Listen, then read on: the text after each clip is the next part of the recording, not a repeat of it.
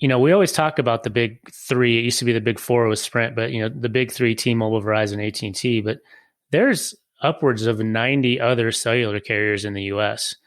Smaller regional carriers, the largest of which would be U.S. Cellular. So for those in the Midwest and the Chicago area, they would be familiar with U.S. Cellular as a name. C Spire and in the South is another large one. But there's tons of small regional carriers that are providing service in a lot of communities that are less populated, tier two, tier three population centers that, if you live in some of those areas, it's highly advisable to look at them as your carrier because they have roaming agreements with the big three and vice versa. So when you look at the big three coverage maps, a large portion of that blob of service is not owned by those three carriers.